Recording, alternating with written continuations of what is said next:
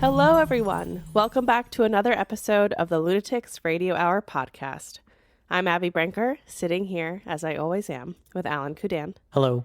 Today we have a Lunatics Library episode for you, rounding out our crazy exploration of doppelgangers with 3 modern horror stories that use this trend to illustrate all of the things that we've been talking about in the last 2 episodes. I'm really excited for this one. I am too. I'm really excited. I am so grateful to the voice actors, to the writers who all brought this together, because this is like my ideal Lunatics Library episode. I'm going to come out and say it right now.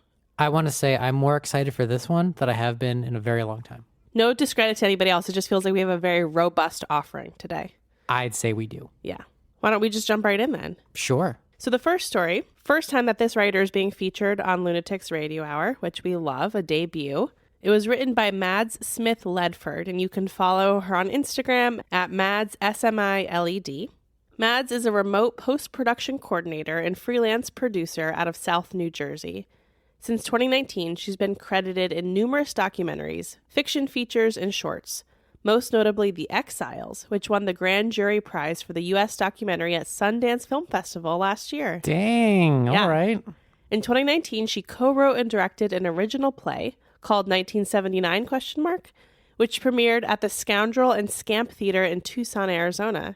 She lives and breathes horror, publishing her honors thesis on Lovecraftian film adaptations. She's super excited to connect with other horror fans and hopes to continue crafting spooky tales. She's like our ideal friend. Everything we look for in a friend. That's adorable. That's cool. I always love connecting with new people in the biz. Yeah, and this story is so good. I'm just so excited to kick us off this way today. Cool. Do you want to give us anything about what we're going to expect? No, going in blind, as we always do. Okay, here we go. Mirror Images, written by Madz Smith-Ledford, read by Ashley Tam. It used to be a game between friends. An observation murmured under their breath. A snicker or a jeer, but always in good spirits. An exchanged word that really wasn't supposed to mean anything, especially miles away. You really need to meet her, Janie. You'd really get along. I glanced up from the stack of notes, thumbnail between my teeth. Even miles away, with our phones propped up against books and cheap desk lamps, Amy and I studied together. It was a safe, familiar rhythm we'd created in high school. Her tiny image was washed out in the light of the phone screen, her own pen scratching into a workbook. I swear, she's your double. That's definitely not weird, I hummed, turning back to my textbook. No, really, you have that same sort of... Amy leaned her head in her hands, lips drawn together. She clicked her teeth. That quick humor, you know, the kind that you least expect and takes you a second to get? That. Sure, but it doesn't mean we're twins, I argued. Amy scoffed, brushing her long hair from her neck. She fidgeted, twisting the strands into a messy braid and then letting it fall free. I didn't say you were twins. I said double. There's a difference. And that is? She's like a copy. Amy twisted her hair up again. It's almost like I can have you here with me, you know? I felt a stone drop in my stomach. Ice shot up my veins. I schooled my expression quickly and forced my lips into a half smile, but the anxiety had already seeped into my skin. Amy and I had been friends since diapers. We grew up together and shared everything. Food, clothes, dreams. I'd been through her worst breakups and proudest achievements, and she was my rock through mine. I recognized this sick feeling. It was the same sick feeling when she decided to apply to a school halfway across the country. It was the same gut-wrenching anxiety when my test scores only got me into the next state over. Jealousy could be explained away in romance, but our relationship was deeper than that. Blood of the covenant, right? Or at least, I hoped so. Janes, you good? I tapped the phone with my pencil and forced the smile wider. Yeah, sorry. It's getting late over here. You get like 3 extra hours of sunlight. Amy snorted. Yeah, sure. I'll let you go power nap. Her fingertip hovered over the screen. It curled slowly. You know I'd never replace you, right? You're my sister. I know that. Say hi to what's-her-name for me. Maybe I'll have to come visit and assert dominance, I teased. My own finger posed over the red button. I pitched my voice down an octave. There can only be one. Nerd. Love you. Love you, Ames. The screen went black. Our next study date went from quiet dorm room to busy tea house. Low conversations cutting through lo-fi house music. I was propped up on a couch like a cat, laptop balanced on my knee. I flipped through social media languidly. There's a high-pitched ding that drew my eyes to the screen. Amy is calling. I clicked the call button. Amy's face appeared on the screen. Behind her blonde ponytail, a large palm tree rose out of the lawn. There were distant shouts over the wind as students enjoyed the warm weather. Must be nice. Hey! I didn't leave you waiting, did I? Her voice was thin, like she had been running. Her cheeks red from exertion. I shook my head quickly, setting aside my phone. Not at all. It's not too crowded today. I scooped up some fruity concoction and took a long drag from the straw. How's that bio exam? Well, with the curve, I didn't fail, she groaned. She hurriedly propped her phone up and dug into her messenger bag. After a moment, Amy turned her big, bright green eyes to mine and puckered her lips. Please trade me. She was playing hardball. She knew I couldn't resist that face. Not a chance, I managed, ignoring the heat pooling under my eyes. I'd take an essay over a biolab any day. I tapped my homework assignment, window obscuring her video as she settled into our old rhythm. I wasn't through the first line when an unfamiliar voice broke through the screen. Hey, Ames! I thought you'd be at the library. Amy let out a melodious laugh. Hey, it's such a nice day. I thought I'd claim my little pocket of grass. I quickly minimized the window as her camera reappeared. Beside my best friend was a woman with cropped brown hair, dressed in a tight-fitting Henley and jeans. Even in the winter, she must be burning up. She bent down next to Amy and waved at the screen. You must be the infamous Janie, the woman beamed, front teeth slightly crooked. Amy told me so much about you. Only the scandalous bits, I hope, I offered back an uneasy smile of my own. My stomach roiled. Goosebumps dotted my arms, hidden only by the grace of my thick sweater. It was like looking into a mirror. There were little differences. Her crooked teeth, shorts I'd never dare to wear, no visible tattoos, but there were undeniable similarities. Our short brown hair that curled at the tips, our soft jawline, our broad nose that I always hated. When we played that game in high school, we never actually meant it. Hushed conversations around the lunch table as we dreamed up scenarios that were never supposed to come true. I found your doppelganger. The woman's attention was squarely on Amy, taking out her own book. Did you get our calc homework last night? I was confused about... Is she joining us? The words escaped my lips before I had time to temper them into something softer. Amy and the woman's gazes snapped to the screen. Amy had the decency to look embarrassed, cheeks pink. The woman only looked annoyed. Would that be okay? She's in my Calc 1 section, Amy asked meekly. The woman straightened, hand on her hip. Her eyes narrowed. If I'm interrupting something important, you could have just said something, Ames. Amy startled, eyes blown wide. Oh, no, nothing like that. We just like hanging out while we study. Right, Janie? Actually, I could really use your help on this one problem. As she murmured out excuses, all I could see was Amy's silent plea. I didn't want to be the asshole, not to Amy, so I cleared my throat. No problem at all. The more the merrier. The woman's stance relaxed as she sank into the dewy grass beside my best friend. Great! And it'll be like I'm not even here. I very much doubted that, but I turned back to my own homework as she and Amy opened thick textbooks. Despite the comforting lull of Amy's voice, I couldn't finish a page. I adjusted the screen and kept my eye on the tiny image of Amy and the double. My smartwatch buzzed, jerking me from my pacing. I drew it up to my eye. Some department-wide email. I swiped it away with a huff and continued along my path. My heels clicked along the wood floor of the dorm. Amy was 30 minutes late. We were heading into finals in a week. The stress was only building as deadlines approached and answer keys were swapped. Every year, Amy and I would call to de-stress and catch up. It was the last time we would speak before finals forced us to study, eat, sleep, rinse, repeat. It was a standing date since we were covered in acne. Where was she? I tugged out my phone, shooting her a quick text. We still on for tonight? I collapsed onto the broken common room couch. The wood creaked under my weight. I stared blankly at the phone screen. Come on. The minute began to pass. Still, the phone was inches from my eyes. Come on, Amy. No red receipts, no nothing. The blue light stung my eyes, but I kept staring. A million scenarios raced through my brain. Vivid images flew by like a stock market ticker. Amy splayed out over a crumpled car. Amy trapped in an elevator gasping for air. Blood dripping from a cracked skull. Amy colliding with the light rail, bike wheels flinging toward the sky. I bit hard on the inside of my cheek to chase the images away. She was fine. The dizzying mental colors bled into another image. That woman, was standing in front of a mirror. Water dripped from a sink, punctuating the uneasy silence. Her short hair was tied at the base of her neck and slick. She pressed her palm against the glass. The mirror shimmered and undulated under her touch.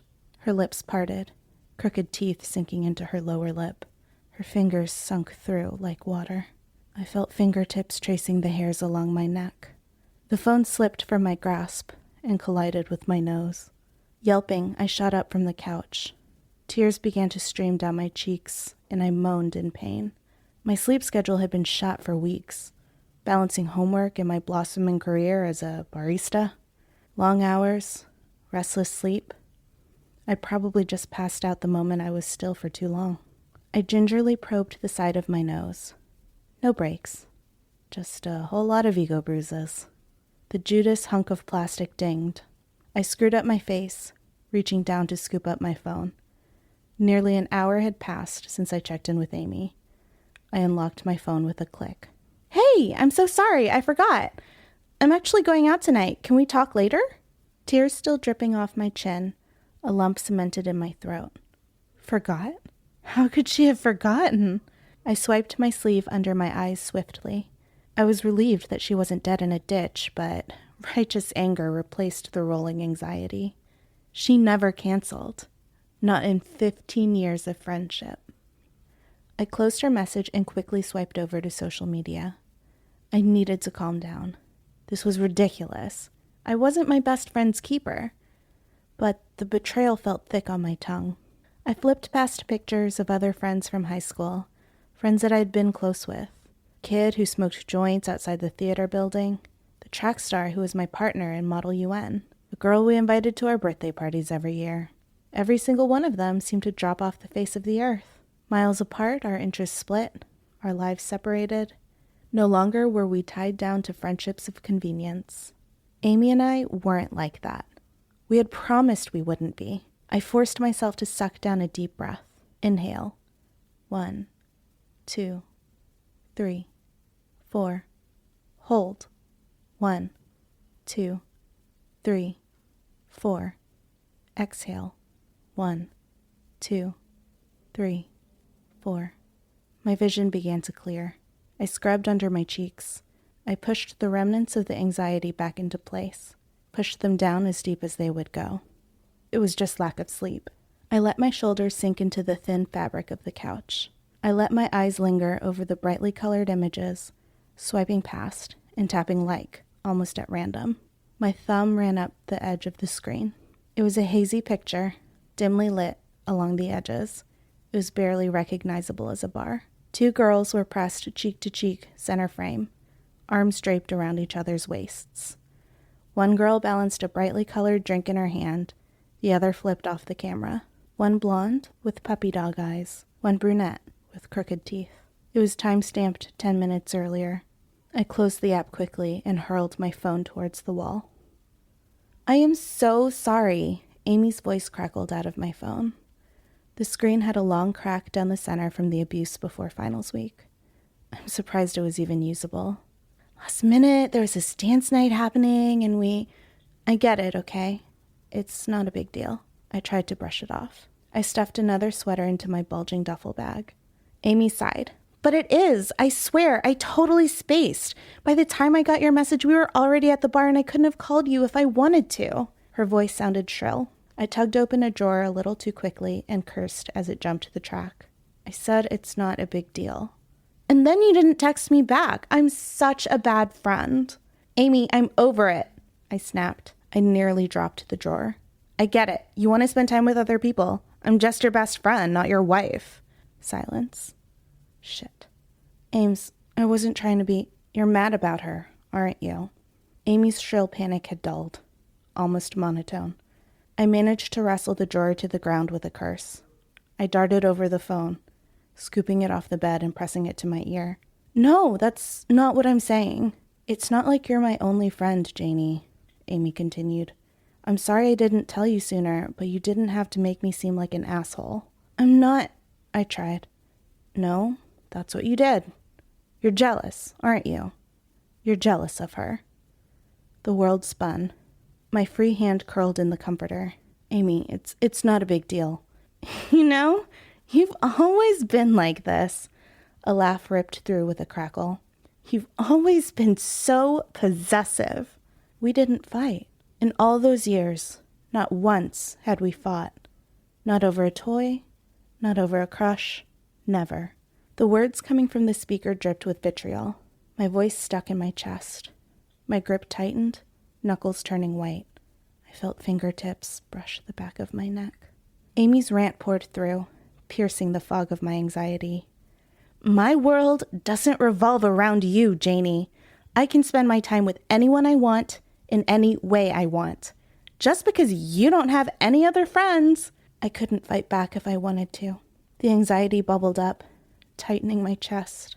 It felt like my head was expanding, inflating like a balloon. I was weightless, transparent. Nothing existed except the dread. The phone dropped from my hand.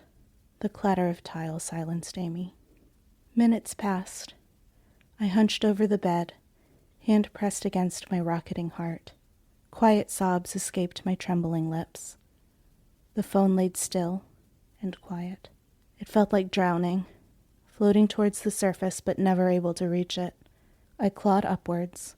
I tried to catch my breath, but the lump widened. My vision went white, those horrible images returning with a vengeance. Amy crumpled under a bus.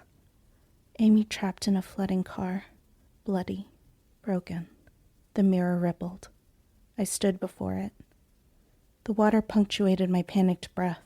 I reached toward the glass, tears streaming down my cheeks. My fingertips brushed against her neck. Finally, a small voice whispered, "Janie, have a good winter break," I croaked, reaching forward and hitting end call. Breaking up was easier than this. The messages filtered in every day, sometimes multiple times a day. First, they were apologetic, begging that I forgive her for the cruel words. She was my best friend. She didn't mean a word of it. She loved me and missed me. I didn't have the energy to answer. Then, they were angry, demanding that I answer her. Crueler words, saying I was paranoid. I was nothing like the woman who seemed to always be there. I was nothing like her. I silenced my phone. Finally, there were messages from the woman, Amy's phone, but the words so twisted and wrong that it couldn't be from her, decreeing that I should stay away from Amy, that she didn't need me anymore. I had been replaced. I deleted my social media accounts. It was more than a breakup. I was in mourning. I stayed shut in my parents' house, huddled under childhood quilts. I couldn't bear to look at the pictures spread across the wall. Happier times of a bubbly blonde and her shy best friend. I picked at my food, eating enough to silence the hunger. I couldn't sleep. Whenever I closed my eyes, I saw the mirror. The news dropped not a week later. My dad had flicked on the TV to check the scores when the ticker raced across the bottom of the screen. Co-ed from West Coast University, found dead.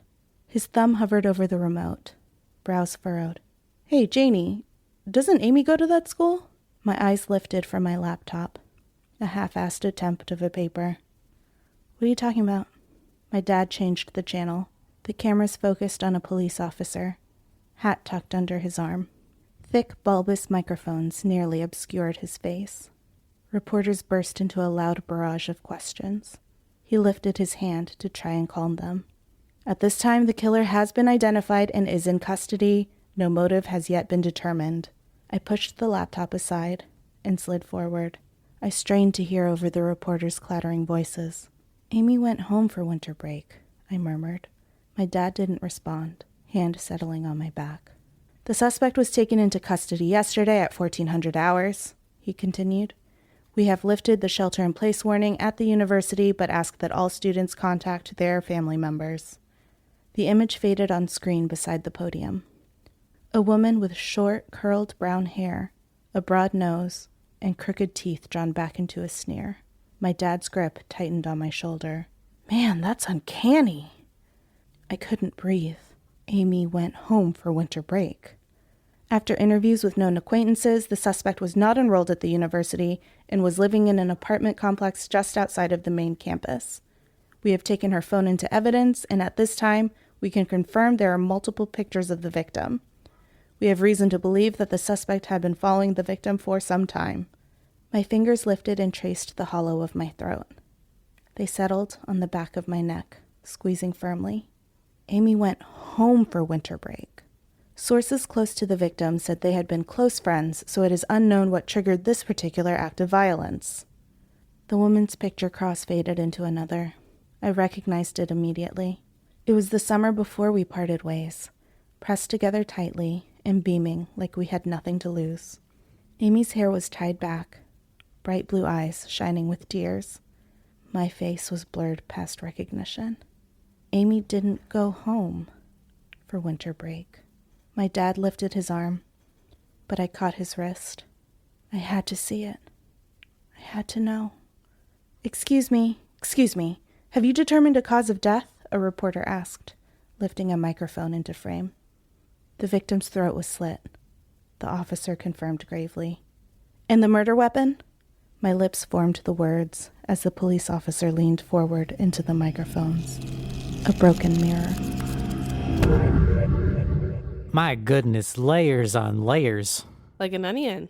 Even more than an onion. What's more layered than an onion?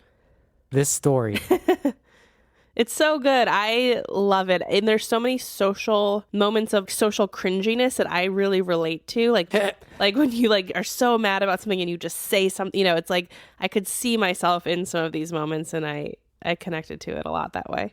Also, Ashley Tam, that's a voice we haven't heard in a while. Ashley Tam was on one of the very first episodes of Lunatics Radio Hour. She is a wonderful, near and dear friend, and she did an excellent job with this story. So good. I love pairing the right reader to the right story, and I will pat myself on the back for this one because I think we did it. I think it worked out great. Yeah. Thank you so much, Ashley. It was excellent. I think this was a very good classic doppelganger story. Absolutely. Okay, so based on the categories we talked about in the last episode, which were psychological, paranormal, yes, science fiction, or just so, how would you classify this? I have my opinion. I think it's somewhere between paranormal and just so. I agree verbatim. That's because we have recorded a lot of doppelganger stuff, and now we know. Yeah, I think it's very much just so. The part that I think is a little paranormal is that the Janie character seems to have premonitions or, kind of some kind of visions of what's going on. She feels the fingers on the back of her neck. There's something a little paranormal happening. Also, I love the imagery of the mirror. Yes, I do too. And I love that was the murder weapon at the end. Very satisfying. Spoilers for anybody that jumped ahead. Yeah. Yeah. I hope that Madz will write more for us. So Madz reached out about writing a story, which I was so excited for, kind of based on the premise of what we've talked about, Alan, when you're on campus and you're like, oh, I just saw your doppelganger, and so that's kind of the inspiration that started the whole thing. It's a good one. So good. I'm so impressed. Yeah. Follow Madz on Instagram. We'll put her Instagram handle in the description. Yeah, click the link below. Yeah, let's keep tabs on what she's up to, Indeed. Shall we move on to our second story? Sure. What's up next? All right, Alan. Second story of the day. Also, the first time we're featuring this writer on Lunatics Radio Hour. Two for two. Okay, great. Sheldon Higdon's work has appeared in publications such as Rue Morgue Magazine, the Portland Monthly Magazine, Tales from the Lake Volume 4, Writers on Writing Volume 4, Madhouse, and In Darkness Delight, Fear the Future, among others. His contemporary fantasy horror middle grade novel, The Eerie Brothers and the Witches of Autumn, arrives in 2023, this year, from Scary Dairy Press, which I love that. Sheldon is also an award-winning screenwriter and has an MFA in writing popular fiction from Seton Hill University. He is a member of the Horror Writers Association. To keep tabs on him, you can check out his website at sheldonhigdon.com or follow him on Twitter at HigdonSheldon. And of course, we'll pop all this in the description so you don't need to memorize it. All right, I'm going to roll the tape. Drowning in Sorrow. Written by Sheldon Higdon. Read by John C. Cook. The writhing worm struggled to slip free from the hook, its bulbous ends curling, fighting to escape its inevitable end, as though it knew what waited in the cold abyss of the Androscoggin River. As the water flowed by, Simon pierced the hook through the worm and then wrapped it over, skewering it once more for good measure. With a crude fishing pole he had made from a long, thick stick, he tossed the fishing line into the river and watched the bobber battle the current as the worm waited out its fate below. He placed his homemade rod into a Y-shaped branch he had plucked from the thicket behind him, shoving it into the ground as a makeshift holder. Simon wished it was the one his dad had, the one he used to use. He dug into a brown paper bag and pulled out a sandwich that was jacketed in wax paper. On it a heart had been drawn in green marker with the words, "I'm sorry, sweetie, love you," printed beneath it. Simon unwrapped the sandwich his mom had made. No note would make up for what she did. "You ruined our family." He shook his head and leaned back on his elbows beneath the shady shelter of a poplar tree and forced the bubbling resentment back down. The grass was lush and green beneath him. He wiggled his toes and smiled as the blades tickled his skin. A cool breeze skimmed across his hair, splaying strands across his forehead, and with reluctance he bit off a morsel from his butter and grape jelly sandwich. The sun reflected off the river like thousands of crystals dancing about its surface. Simon shielded his eyes from the gleaming river that sparkled in his face. The bobber went under and popped back up. Simon sat up, dumping his half-eaten sandwich back into the brown bag, and took a hold of his fishing stick. The bobber went under and stayed under. Before he could jerk the line back, it shot straight across the river. Droplets of the Androscoggin dripped from the line as it drew taut to the other side. He yanked his stick back and felt it arc, giving a little but not breaking from the pressure. Simon hoped he hooked whatever had taken the worm into its mouth. He felt the line tug and dart upstream and then shoot directly back across from him to the other side. He dug his heels into the green grass, readying himself for the fight. His mind flipped through images of salmon or trout he'd caught in this river with his dad throughout his 13-year history. But this was bigger, stronger. His dad once told him how he caught a northern pike in the Scoggin, but it had snapped his line and got away. Maybe this was that fish. The thought of his dad brought a memory of when he'd learned to cast his first line when he was 9, warm and bright like today. He wore his Clam Digger's Dig Muck shirt, the one his dad had picked up at the annual clam bake that occurred at the end of October. Simon had stood at the river's edge with his pants rolled up into cuffs, wide-eyed as his dad gripped his large hands over his and guided him, casting the line into the river. "Remember, Simon," his dad had said, "fishing is not about the catch, but the time we have between casts." He had flashed a movie star smile and ruffled Simon's hair. "We only have so much of it." The thought faded to last year when he overheard his dad and mom arguing, her voice screaming the words, "Get out," which forever impaled themselves into Simon's consciousness while he sat on his bed with his knees to his chest and arms wrapped up over his head, tears flowing like the Androscoggin. The man he loved was gone. With him, that fishing pole he learned to cast on. Because of her, Simon would miss out on future memories such as learning how to drive the truck in the parking lot of Hannaford's grocery store, learning how to throw a solid punch, or how to be a gentleman on his first date. A snap brought Simon back to his battle, but instead of a fight, the fishing line fell into the river. The bobber floated downstream. With a heavy sigh, he pulled in the remaining wet line and tossed the makeshift rod down next to him. He sat wiping his face with the back of his arm and plucked his remaining sandwich from the brown paper bag. The shade from the poplar tree had grown in size and now had covered the rest of the bank and spilled down into the river. A cool breeze prickled Simon's skin. He shivered as he ate the remains of his sandwich.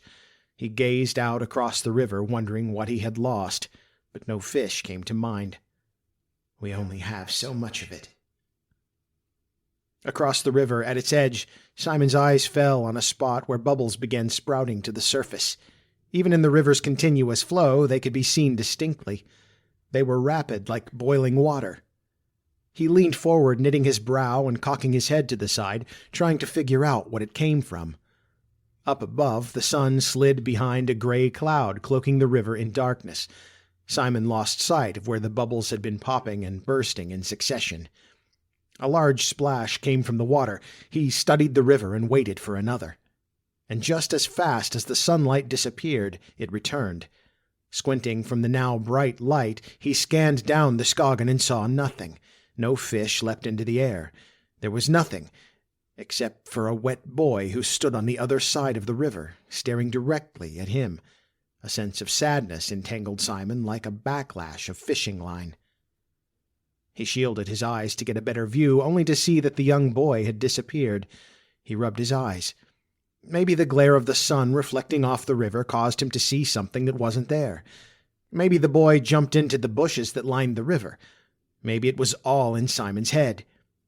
Even though he stood on the other side of the river, far from Simon's view, the boy looked familiar in some odd way. And hopelessness. The feeling of hopelessness swathed him when he looked at the boy, but it was one with no reason. Simon wanted to cry. He put his head into his hands and drew a deep breath, releasing a sigh. His thoughts crashed around like rapids, smashing over jagged rocks.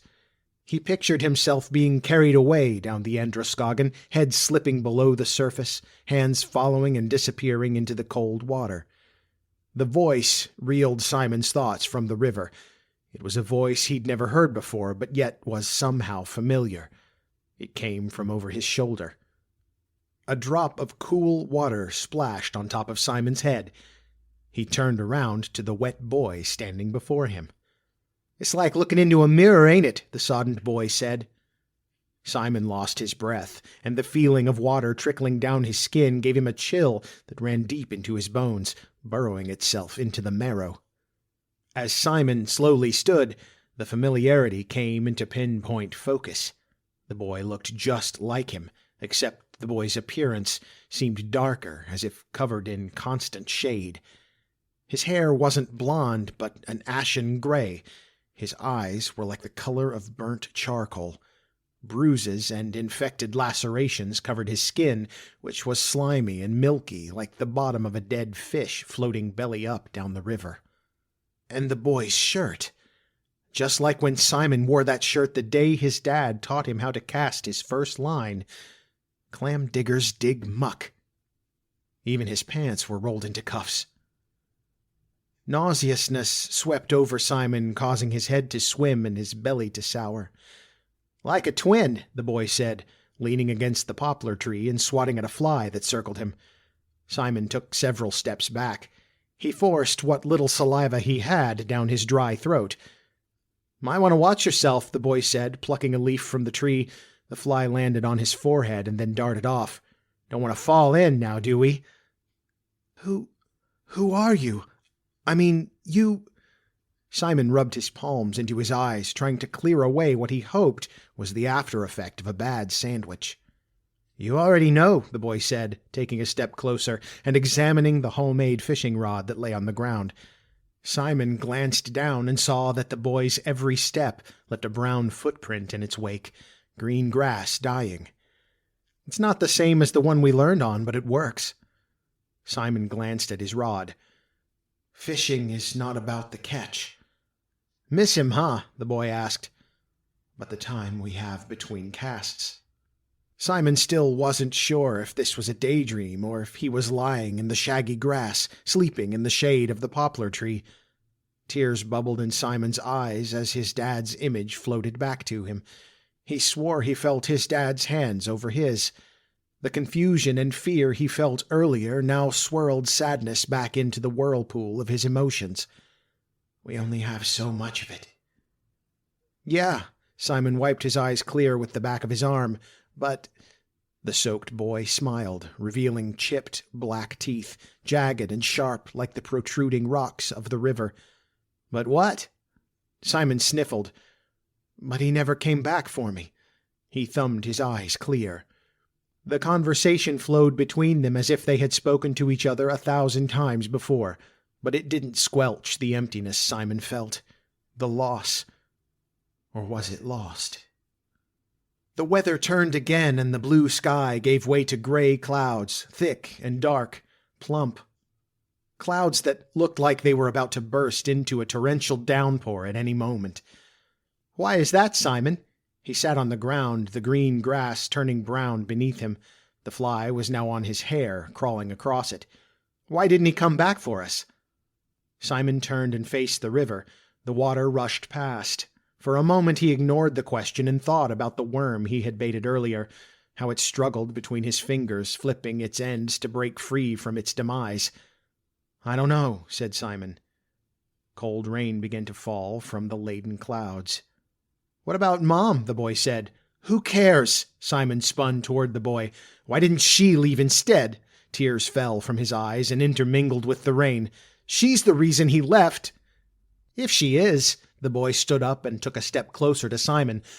Then why'd you come here? Simon turned back to the river. It was a question he'd thought about 100 times since his dad left. A question he never answered aloud, but one he had an answer for. The rain fell harder now, large drops splashing into the river. The Androscoggin roared, carrying dead branches down its wide throat. Water crept up the side of the grassy bank, licking his toes. What would you say if she were dead? The boy asked from behind, and then chuckled, piercing Simon's ears as if his words were a crack of thunder. Simon winced, hunching his shoulders. He's never coming back for us. You. So who cares, right? She told him to leave, remember? And if she were dead, then he'd have to come back for us. You. Simon took a step toward the rushing water and looked downriver at the sharp granite rocks sticking out. The water cascaded over them, creating a white, angry waterfall. I can't. I know, said the boy. What else do you remember? Nothing, just... How could you? And with her, with that... Get out. The rain fell harder. Thunder rolled. Lightning sparked overhead, causing the hairs on his neck to stand. His heart pounded like fists against the door of his chest as more of his mom's words revealed themselves to him. Yes, you do, the boy said. You blocked it out as you cried in your bed, arms wrapped up over your head. Why do you think they argued? Simon's mind raced for more images, another memory, anything to bring back his dad, happiness, but nothing emerged. His dad left that day because... Why, Simon? You know. Because... You heard the screaming, the boy poked the air at him. The words. Because. Why? Simon turned back to the boy and said, Because he loved another lady. The boy splashed a grin across his face. His broken teeth glistened in the rain. Yeah, that one he worked with. Several flies crawled across the boy's face, and he brushed them away. Marta, the red-headed lady. He chose her over Mom, over you. The dam broke, and suppressed memories flooded Simon. With his dad's large hands over his, guiding him, they had cast the line into the river. Remember, Simon, fishing's not about the catch, but the time we have between casts. We only have so much of it. Speaking of time, Marta said. She was curvy and wore red lipstick that matched the color of her bra that peeked out from her loose blouse. Her high heels and tight skirt completed her ensemble. Let's take that walk we talked about. She leaned against the poplar tree with a blanket over her arm and a bottle in her hand. You sit here and catch whatever's in the water, all right, kid? Simon balled his hands into fists and pressed his fingernails into his palms at the reverie. "I'll be back, Simon. Stay here. Maybe you'll catch a big one." "I know I will." The red-headed lady had giggled. He held his hands out and saw crimson half-moons carved into his palms. He snatched the homemade fishing rod from the ground and flung it into the river, and with it he screamed. With his whole body tensed, muscles corded, he released the memories, the moments, the words. "I hate you!" It wasn't directed at the boy, or at his father for that matter, but at himself for refusing to accept what he always knew deep down. At a lost boy who loved his dad so much that he had no love to offer his mother once his dad left. For the first time, Simon accepted the painful truth that was inside him all along. He let go of his dad. He let go of himself. "I couldn't face it," said Simon, bawling into his hands. "I wouldn't believe it. How can I face Mom now, after how I've treated her?" Regret clawed its way up Simon's back and perched itself on his shoulders. She wasn't the one who gave up. "You know she won't understand now," said the boy, "not after what you put her through. The anger toward her." "I did." Simon continued to cry. The Androscoggin competed against him as it howled in the falling rain. The river now splashed around his ankles, cold against his skin. He looked up at his doppelganger and bellowed, "I wish I were—" "I know. It's why you came here. It's why I came here. To help you." The boy leaned toward Simon, flies buzzing at his ear. "The damage has been done. You can't go back home." The boy's words sank down into the pit of Simon's stomach, never having the chance to rise back up into a crying fit of shock and misery because Simon had taken a step and splashed into the river. The water was cold. Its current swirled him under and around in its murky depth. He fought to the surface and took a deep breath. The rain poured from the darkened sky, pelting his face. Through blurred vision he saw no boy on the riverbank, only the poplar tree. "You made him leave." Simon rushed down river toward the crashing falls, to the jagged rocks. He writhed in the water with his head above the surface, gasping for air, and flailed his arms, grasping at dead branches that drifted along with him. "I wish you weren't my mom." Then, like a bobber, he went under and popped back up. I wish I were—" He quickly inhaled as much air as he could, swallowing river water as he did so. "Dead." He held his breath. "I know you don't mean that, sweetie. I love you." Keeping his mom's words with him, Simon stopped fighting the strong current and exhaled, letting the Androscoggin take him under, to where he faced his fate, just like the worm.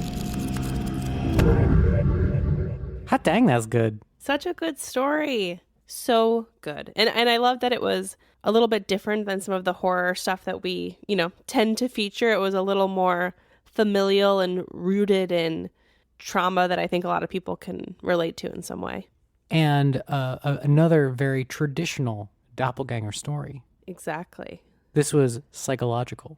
Very good. Very well categorized. Yes, and kind of the other version of yourself leading you to a conclusion that you need to get to. I love this story. Yeah. I mean, also incredible writing. I certainly hope that Sheldon will grace us with more of their writing because this is incredible. I agree. He did such a good job. The story was so good. It pre-existed before our call for stories for this episode, but another wonderful debut. 2 for 2. 2 for 2. Is this like part of a short story collection? Do you happen to know? I don't happen to know, but I do know, which we read in his bio, that he has a book coming out this year, like a novel. That tracks. It's called, again, The Eerie Brothers and the Witches of Autumn. Also, another bang-up narration by John Cook. As always. I loved his effects. I was going to say I loved his effects. I was excited to see your reaction to them. Love when they sprinkle them in. So again, you can follow Sheldon on Twitter at Higdon Sheldon. We'll link everything in the description below. John Cook's podcast famously is the Fido podcast. We collaborate with him often. But if you haven't yet listened to Fido, we cannot praise it enough. So please go check that out as well. I thought you said we cannot endorse it. Yeah, I mean, that was a good one. Can we go 3 for 3? So 3 for 3, we have not a debut writer, but a writer that's only been featured one time previously, very recently, and we loved his work. Okay. Duncan Overton debuted on Lunatics Radio Hour in our last Lunatics Library episode on the found footage horror stories. Okay. And today he is back with a doppelganger story for us. Oh, I'm sorry. Was that the asylum story? Yes. That was a good one. I like that. Yeah. We got him again? We got him again. Heck yeah. Before we jump into this one, I do want to say that this story is dedicated to Trent Simon, his wife Alicia, and his parents Tim and Nancy. Trent was a dear friend of Duncan who unfortunately passed away recently, and Duncan wanted to dedicate this story to his friend, which we are very, very happy to do. Without further ado, our final doppelganger story. The Illusion of Doppelganger, written by Duncan Overton, read by Michael Crosa. When you think of something you look at every day, what comes to mind? Your phone, your car, a loved one, your own face? Features on our own face are familiar. By nature, we see them in every reflection. We know every contour, zit, and wrinkle, whether we want to or not. Close your eyes and picture your face. You know what it looks like, feels like, but what if you don't recognize it? What if you don't recognize others? How disorienting might that become for you, for anyone? Capgras syndrome, named after Joseph Capgras in 1923, is classified as a psychiatric disorder in which one believes that family, close friends, or others in their life have been replaced by doppelgangers, clones, or identical imposters. It is a very real syndrome, but it's only been diagnosed since 1923. What about before then? May 18th, 1917 to November 14th, 1917. The world had been engulfed in conflict when John Redding sought to enlist. John knew he was destined for greater things, and escaping the coal mines of West Virginia was the beginning of his grand adventure. John could barely read, but had heard the stories his grandpa told him about the western frontier, cattle drives, and killing those savages. John had romanticized these stories, and the thrill of adventure always called to him. His days would be spent in the mines dreaming about riding across the plains, many times almost costing him or others their life with an errant pickaxe swing. After the Eccles mine disaster in April 1914 and Leyland mine explosion in 1915, John had been looking for other employment. Sadly, nothing was forthcoming in West Virginia, especially for someone who never finished 4th grade and knew nothing but laboring in the mines day in and day out. When the war broke out in 1914, John saw his opportunity, but had to wait another 3 years for the United States to enter. His mother was against her baby boy going overseas to fight for some foreigners, and his father didn't believe that John would survive a minute in a war zone. However, in May 1917, John made his way to Charleston, West Virginia, by jumping on a freight train in Wheeling, West Virginia, at the northern tip of the state. John knew he wasn't that smart, but had heard from a friend that the recruitment office in Charleston would sign up anyone and ship them out. 3 of John's friends joined him and helped him through the draft process. The 4 were shipped off together to Camp Mills in Long Island, New York.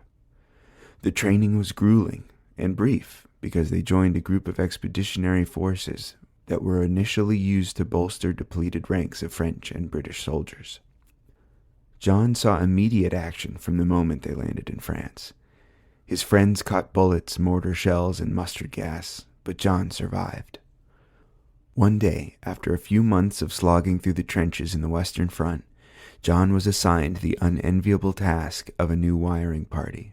His commanding officer recognized John's penchant for securing the tunnels in the trenches and assigned him this new role.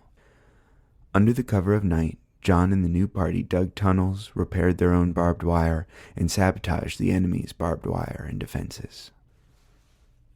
John excelled at this work. Not a single of his tunnels collapsed, and he and his platoon were responsible for a significant push into enemy territory. Then, one night, John and his squad of sappers emerged from a tunnel and came face to face with another squad of enemy sappers. Both squads were caught in no man's land and didn't want to risk fire from either side. They all laid down their pistols, drew knives, clubs, and brass knuckles. The following 5 minutes of fighting was the most brutal John had been a part of since arriving in Europe. He had never taken a life up to this point. Sure, he had shot at the enemy, but he wasn't a sniper and had no way of knowing if his bullets ever found their mark.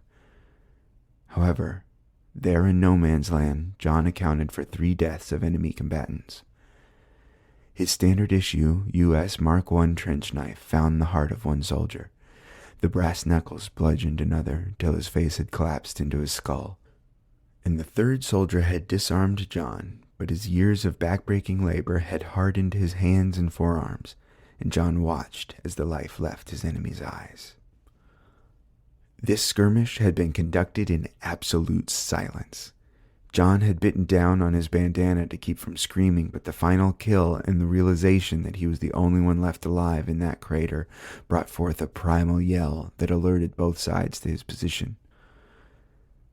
Immediately, machine gun fire lit the night sky, and John was caught by a round that was scattered and partially deflected by his helmet. Still, some fragments penetrated into his skull.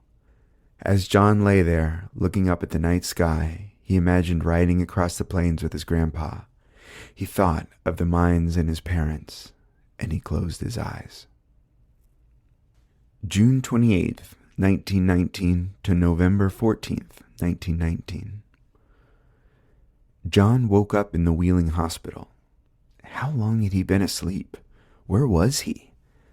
The last thing he remembered was looking at the night sky in a muddy field in France. John bolted up in bed, rolled to the ground, and scrambled to the door.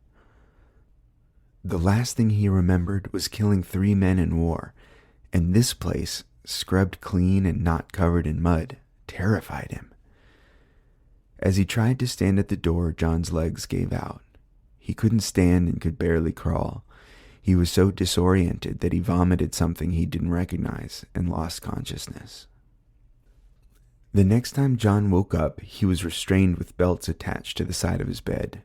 A nurse was there, and after a few moments of terror and panic, she had calmed him enough to explain that he was in Wheeling Hospital in West Virginia, and that his family would be there shortly to see him.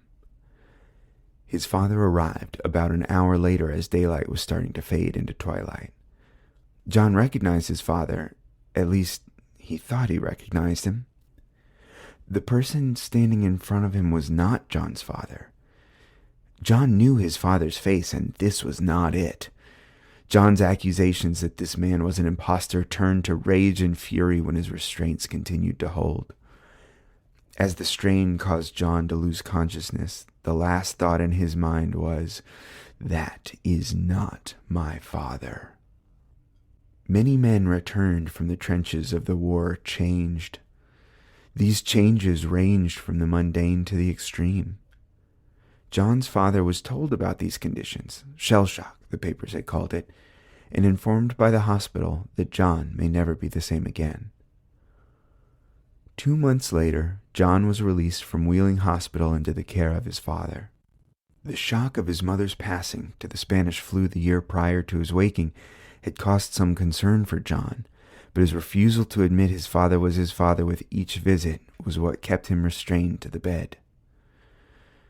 John finally realized that the only way to get out of the hospital was to play along with the charade, and he did. "Of course this man is my father," he would tell the nurses and doctors at the second-to-last visit. "I would know my father's face anywhere, and this is the man who saw me off to war," John proclaimed that day his father visited.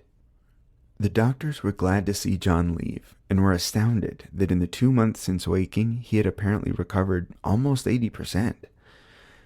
John was celebrated as a war hero for the next week by the entire town.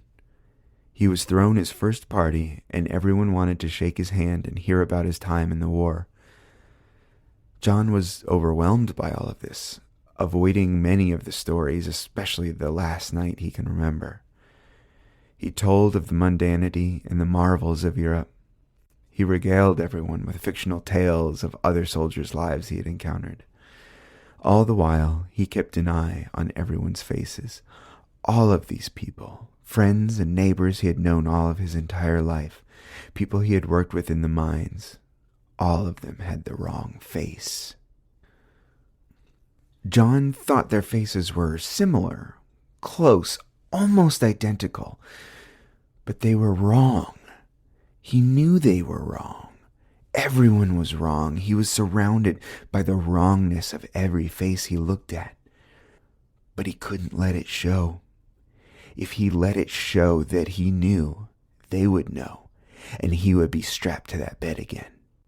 John grinned and bared it, but he knew, they knew, he knew that their faces were wrong. He could see them whisper and talk behind his back after the party was over. He could feel their wrong stares every time he stepped outside. John's behavior quickly became reclusive and erratic. His father knew something was wrong, but did not have the time, energy, or knowledge of how to help his son. He talked with the Wheeling Steel Corporation foreman, thinking that maybe getting John back down in the mines would do him some good, get him into a routine. It took a few weeks of negotiating, but eventually John's father succeeded and got John a position at the mine inspecting the tunnels for structural integrity. During this period, before he went back to work, John visited his mother's grave overlooking the Ohio River. A small church cemetery in Moundsville, West Virginia, was her final resting place, and John thought it would bring him comfort to talk with her. The first visit was nothing spectacular. John brought a sandwich he had bought at the Five and Dime in town and split it in two. Ham sandwiches were her favorite. At least he thought they were. He left her half on the gravestone as he talked about the war, talked about that night, talked about the faces and how everyone was wrong. The next week when he visited, John heard voices on the wind. He heard his mother and other voices telling him that they were below. He didn't understand what this meant. He knew the dead couldn't speak to the living. Could they? He cried out for more information, more knowledge, more time. But all he was met with was the wind sweeping down the Ohio River. John visited his mother's grave a few more times. Each time there were no more voices, but he heard in his head a chant of below. After a few minutes, the wound below his ear and his eyes would start to throb, and John had to leave. On returning home after each of these occasions, John would not recognize anyone's faces. It wasn't that they were wrong, they were just not there. This was marginally better than the faces being wrong to John, but he knew something had to be done. These imposters had to be stopped, and the people of the town had to be saved. They must be below, underground, in the mine. John had to figure out a way to get into the mine. Monday, April 28th, 1924, 1:00 a.m. John had been at work in the Benwood mine for 5 years. He had walked every tunnel, touched every seam, and knew every board and track laid underground. The structural integrity of the mine could not be questioned because John was good at his job. He had been good in the trenches. John had lived his life in mines. Even in the war, he found himself underground, and the familiarity and darkness did wonders for John. To everyone at the company, he was a stellar employee, a war hero, and a damn hard worker. John had explored every old tunnel and prospected and oversaw the digging of 3 new shafts that produced a 10% yield over any other shafts opened during this time. When asked how he did it, he just said the ground spoke to him and told him where to dig. John didn't want to tell the wrong faces that he heard the cries and screams of the real people, the right people, and that is how he knew how to dig.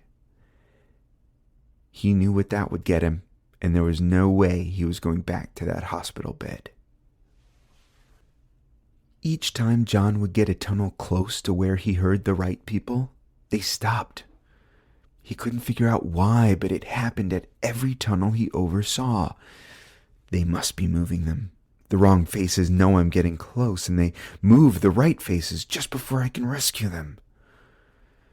John knew this was true, but didn't know what to do about it. How could he get them to stop moving the right people? How could he bring an end to the wrong faces everywhere? The solution was simple. It had been a solution in the war. John would blow open every tunnel at the same time. Nowhere to hide, nowhere to move the right people anymore. The right people would be free and help John stop the wrong faces.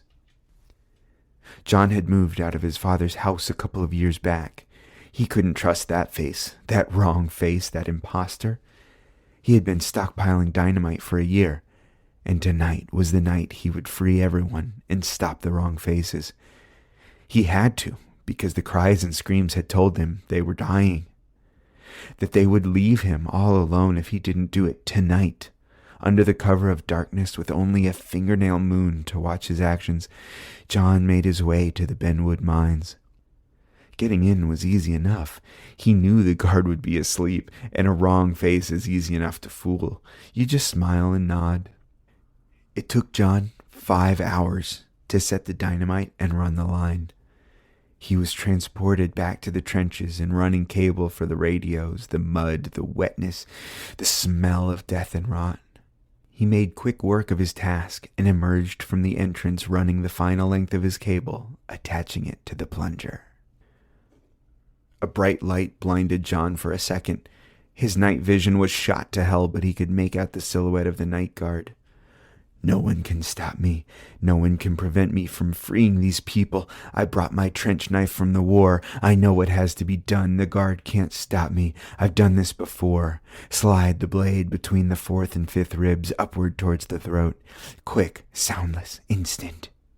This guard is putting up more of a struggle than I thought, but if I sweep under his leg and roll, there, on top. Cover the mouth with my hand and thrust the knife. There, that's done.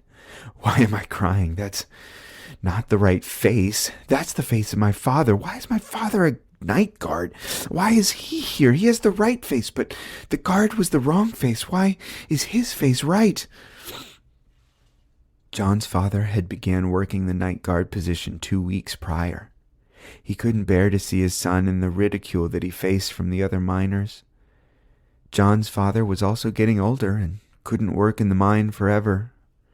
He knew John was up to something, could see him sneaking things off the site each day, but he could never have imagined what his son was planning. He had tried to talk to his son, but each time it wasn't him. It wasn't his son. The war had done something. The injury had done something. But there was nothing that he could do as a father except watch. He heard something as the sun was creeping over the mountains. Investigating, he was startled to see his son there with, a detonator? He had to stop John. He didn't know what John was doing, but he knew he had to stop him. As the blade slipped between the ribs, he knew this wasn't his son. This was the wrong face to be his son's. His son's smile was never that big. Monday, April 28th, 1924, 7:04 a.m. I placed all the dynamite at the ends of each tunnel. I heard the voices. They told me this was it. I ran the cable far enough away, but I couldn't set it off before the wrong faces got there. I found my father. He was lying next to me and the detonator. A wrong face must have killed him. I tried to save him. That's why there's blood on my hands. I'll get those wrong faces for what they have done. I'll free everyone, and everything will be fine again. Monday, April 28th, 1924, 7:05 a.m.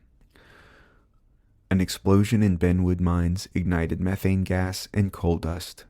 All morning workers in the mine perished in the explosion. 119 coal miners lost their lives.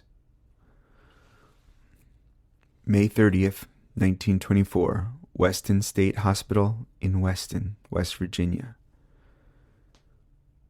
We have a new patient for you today. This one was picked up over in Moundsville. They apparently survived the explosion. Be prepared, this is a weird one. They keep saying that everyone's face is wrong. Still wrong. Please sign here and he's all yours. Clipped the officer, handing a form to Dr. J.G. Pettit, Superintendent of Weston State Hospital. Oh, don't worry about us, officer. We have plenty of beds and strong restraints. I was not expecting a World War I mining psychological thriller. It was, I was thinking of this piece as like the hero's, like it was an epic story, like the way that old school literature is written where it follows somebody's life. Yes. It was a callback to that literary genre, which I love. I loved that. This is the Barry Lyndon of doppelganger stories. There you go. I loved it. Yeah. I mean, where to even begin? This is not at all a traditional doppelganger horror story. No. This was like... Till the end there. Gets a little, Slightly more. But this is more of like, I don't know, somewhere between PTSD psychosis with almost like face blindness and schizophrenia mixed with just a whole heaping of good storytelling. Squarely within the psychological doppelganger genre. And also, Michael Crosa from the top ropes. What a incredible performance. What does that mean from the top ropes? From the top ropes is like in wrestling when someone, climbs up on the ropes and just like flies across the ring and just like elbow drops them or drop kicks them or something. It's a massive, massive hit. Yes, massively talented. It's impossible to ignore the impact that a hit like that would make. Okay, gotcha. I'm with you. Okay, great. All is to say, Michael Crosa did a great job. Great job. Yes. And of course, Michael Crosa from the Jollyville Radio podcast, but also he has a new podcast, My Part of Town Chattanooga. And it's so good. I think as the time that this episode will be out, the first episode is out, maybe the second. Definitely check that out. It's a very, very endearing and interesting and sometimes historical and sometimes heavy-hitting podcast so far. Very different than Jollyville, but we love to see range on someone. We love everything that Michael does, so please check that out. Yes. And again, Duncan Overton, a great, great story. We're so grateful. There's still so much to unpack there. I want to... Yeah, these like big worlds that Duncan creates. It's never just like a short standalone story. It's this whole thing where you're like, this could be a novel or this could be something much, much bigger. We want more. Yeah. And I love that he survived at the end. The question is why? Is there some supernatural element or is he just really good at dodging explosives? What do you think? The more I think about it, probably he just survived normally because he set the explosives. Mm-hmm. He probably he wasn't trying to kill himself. Right. So he probably just blew it up in a way, obviously it got out of control because it ignited some extra things like the methane and the coal dust. But he probably wasn't in like the blast radius. There you go. But still, there was so many other, unreliable narrator, slightly supernatural elements. Who knows? It could just all be psychosis. That's something we talked about a little bit last episode, but probably not enough for the doppelganger subgenre, which is the unreliable narrator piece, especially when you're dealing with psychological doppelgangers. And I think this story did such a good job with that. Mm-hmm. Oh, absolutely. Yeah, that was so satisfying. That was great.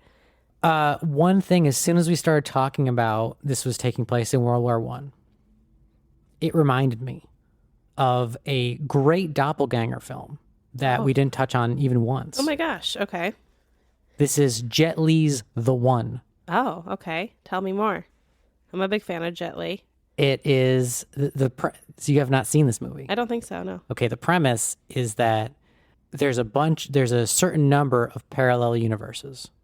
And a certain Jet Li has figured out that he can travel to the others and meet his alternate selves. And when you kill one of your duplicates, the remaining power, if you will, gets divvied up between the remaining ones. Interesting. So if he goes to all the different universes and kills them all, he will become a god. Wow. And become the one. It's somewhat similar in some ways, not in every way, to Everything Everywhere All at Once. Well, We'll need a parallel timeline episode, I suppose, at some point, right? sure, yeah. I think the most interesting part for me about this movie is not that there's like the evil Jet Li going around killing everybody. It's that we get to a point where there's one remaining Jet Li against the good one. Mm-hmm. And that one remaining one is just like a normal guy. He has no idea what's going on. But again, the power gets divvied up between all the remaining ones. So he's just as powerful. Yeah, so you have like a perfectly normal guy that can, slap people around by throwing motorcycles. Yeah, it's cool. I mean, it's an action movie. Yeah. But it's a great example of just like the evil twin, but with cool superhero aspect. Yeah. Well, I feel like this was a fitting end to our doppelganger exploration. I think all these three stories did such a great job at illustrating the themes that we've been trying to kind of pick apart in the last two episodes. Well, hang on, Abby. Yeah, Alan, yes? Oh, what's happening? You have a fourth story in the folder. Uh-oh, what's happening? What's happening, Alan? Should I just play it? What? Well, I don't like a curveball from you. Okay, I'll just play it. Here we go.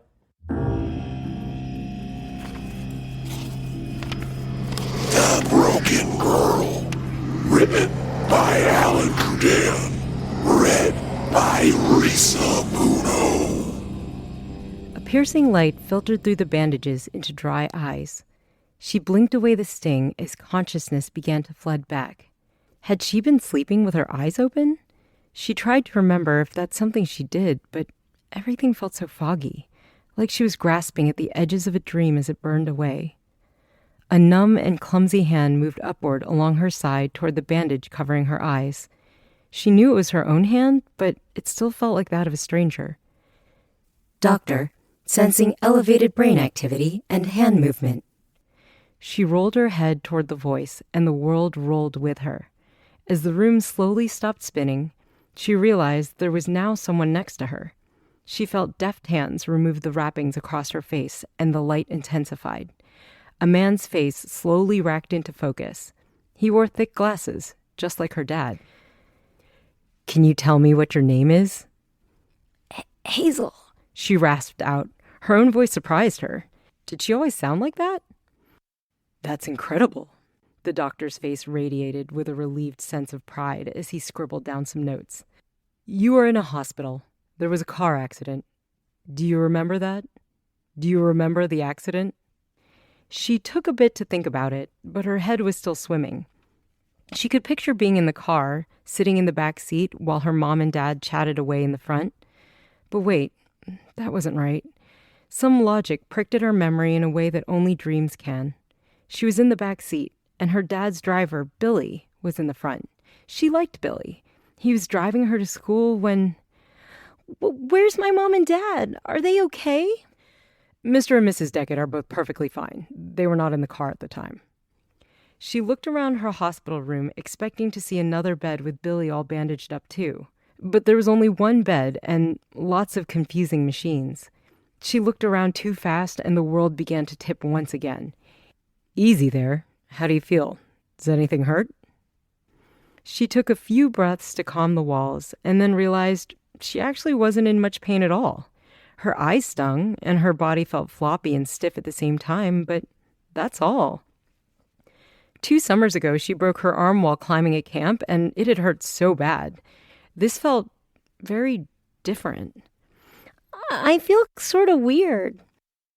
The doctor smiled his kind smile. "Weird is okay. You've been sedated for a while. Like sleeping. So just keep resting up, okay?" The doctor tapped some buttons on a machine next to her and stood to leave. A sudden warmth flowed into her arm from a tube she had not noticed before. The doctor opened the door to leave, but standing just outside the door was her dad. She tried to call out to him, but the medicine made her voice a million miles away. She locked eyes with her father for just a moment before her dad's eyes darted away and the doctor hurriedly closed the door behind him. She strained to listen to the soft voices behind the door. It sounded like her dad asked about her, but it was so hard to hear. Why couldn't he just come inside? The doctor's excited voice gave a muffled reply of success, something about wildly exceeding expectations, and then the medicine dragged her back down into sleep. When she opened her eyes again, the room was dark. Various colored lights blinked and pulsed from the machines, but her attention was drawn to the little frosted window in the door. It no longer glowed with sunlight. She tried to sit up, but the world again lurched.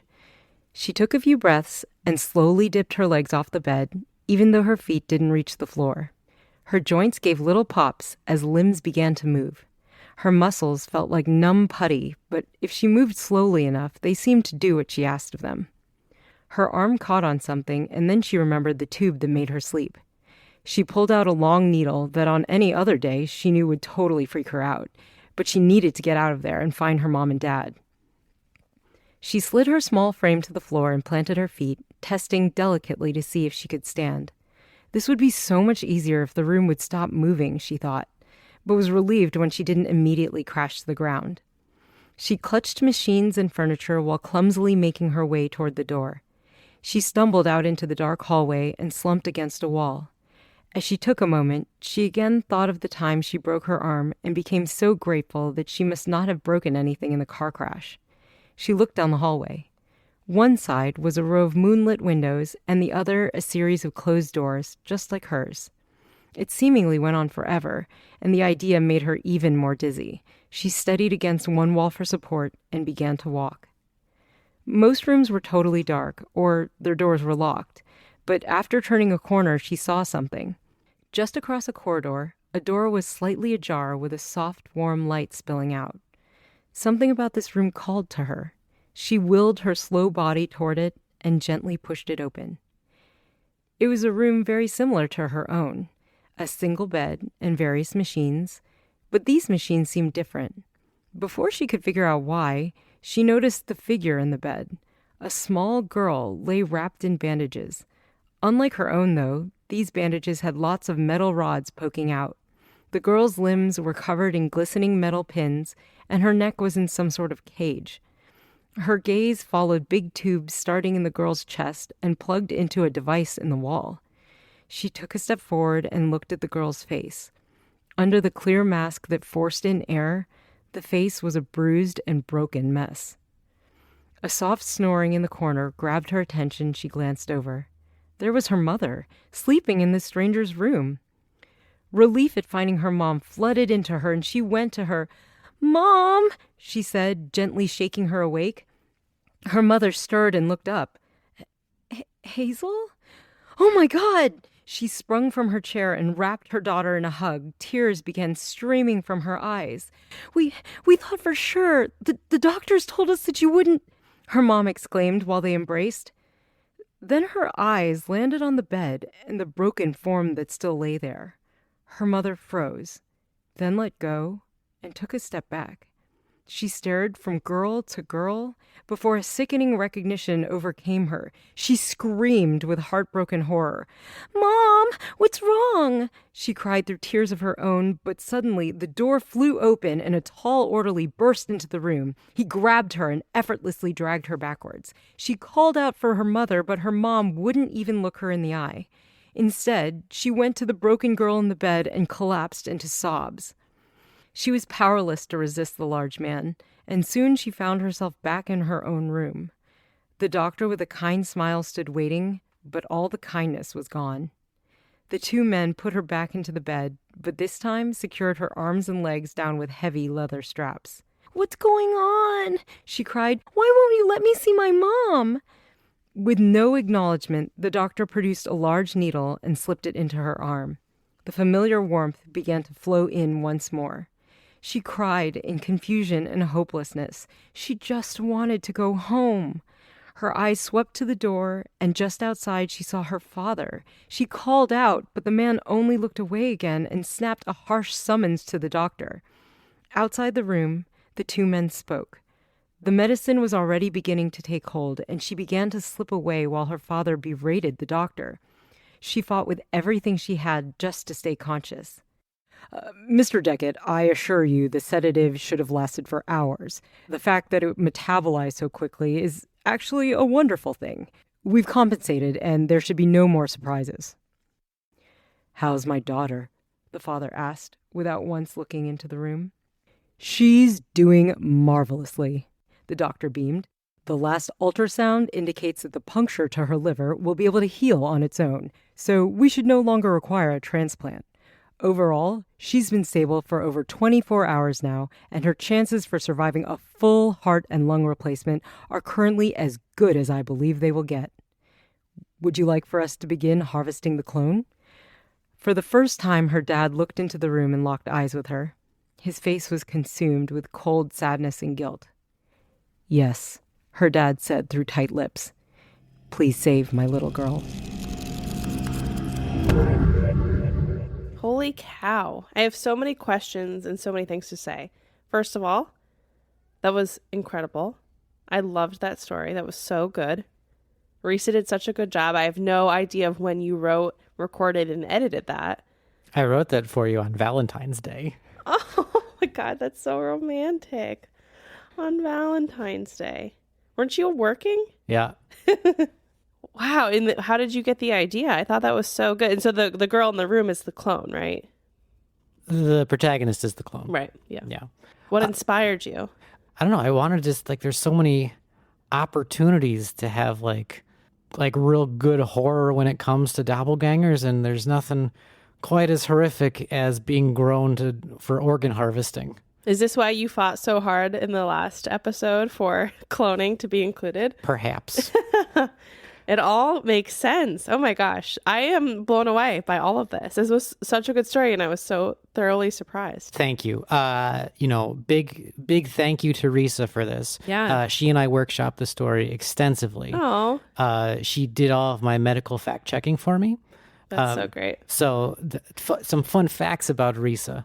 When I, started talking about this story with Risa, the original organ harvesting was going to be a full heart and spine transplant. But then when I was talking with Risa, she's like, well, you can't actually do a full spine transplant. It's impossible. And here's why. And I'm like, how do you know this? She's very smart. So after her 8 years of medical school, Yeah. one of her jobs apparently was harvesting spines from cadavers. No. So she's done quite a bit of... Risa has harvested spines from dead bodies? Extensively. What the fuck? So, Risa. Yeah, I was a little curious how that didn't come up myself, but, everyone has their secrets? Has their secrets. I just thought that was an interesting one. So yeah, Risa and I worked on the story for a while, just getting everything ready.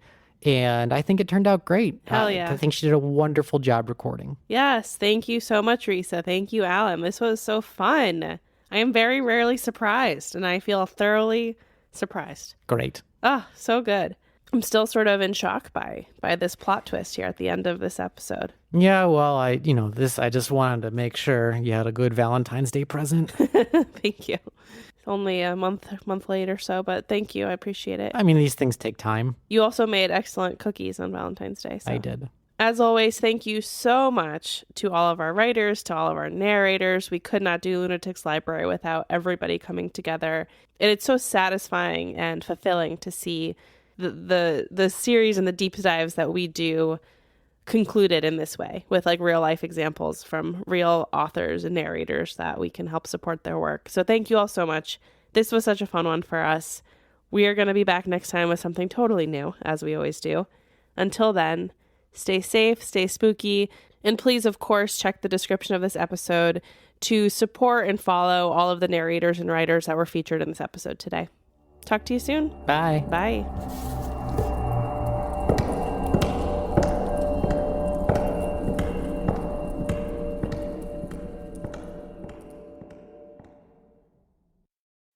Thanks for listening. If you'd like some bonus content, consider supporting us on Patreon to access our patron-exclusive podcast, Horror Movie Club. Also, head to lunaticsproject.com to check out our spooky merch and apparel. You can find us at Lunatics Project on Twitter and TikTok, and The Lunatics Project on Instagram and YouTube, where you'll find our short horror films, cemetery tours, and so much more. And please rate and review. A little feedback goes a long way to help us grow and get more content out there. Our cover art is by Pilar Kep, and musical bumpers are by Michaela Papa and Jordan Moser.